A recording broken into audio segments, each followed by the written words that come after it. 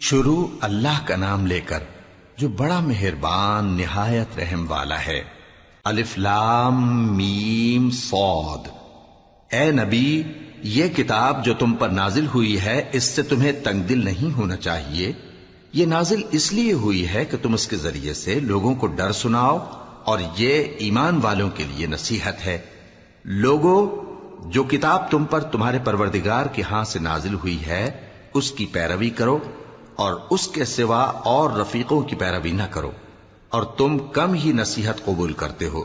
اور کتنی ہی بستیاں ہیں کہ ہم نے تباہ کر ڈالی جن پر ہمارا عذاب یا تو رات میں آتا تھا جبکہ وہ سوتے تھے، یا دن کو جب وہ قیلولہ یعنی دوپہر کو آرام کرتے تھے، تو جس وقت ان پر عذاب آتا تھا ان کے منہ سے یہی نکلتا تھا کہ ہائے، ہم اپنے اوپر ظلم کرتے رہے۔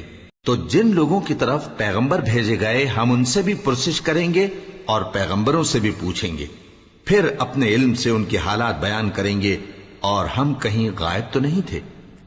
اور اس روز اعمال کا تلنا برحق ہے، تو جن لوگوں کی تولیں بھاری ہوں گی وہ تو کامیاب ہیں، اور جن کی تولیں ہلکی ہوں گی تو یہی لوگ ہیں جنہوں نے اپنے آپ کو خسارے میں ڈالا، اس لیے کہ ہماری آیتوں کے بارے میں بے انصافی کرتے تھے۔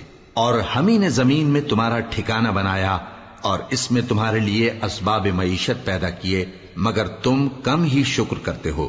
اور ہم ہی نے تم کو ابتدا میں مٹی سے پیدا کیا، پھر تمہاری شکل و صورت بنائی، پھر فرشتوں کو حکم دیا کہ آدم کے آگے سجدہ کرو، تو سب نے سجدہ کیا لیکن ابلیس کہ وہ سجدہ کرنے والوں میں شامل نہ ہوا۔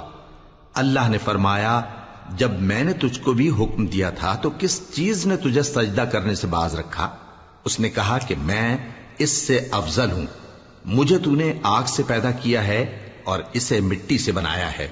فرمایا، تو بہشت سے اتر جا، تجھے شایع نہیں کہ یہاں تکبر کرے، پس نکل جا کہ تو ذلیل لوگوں میں سے ہے۔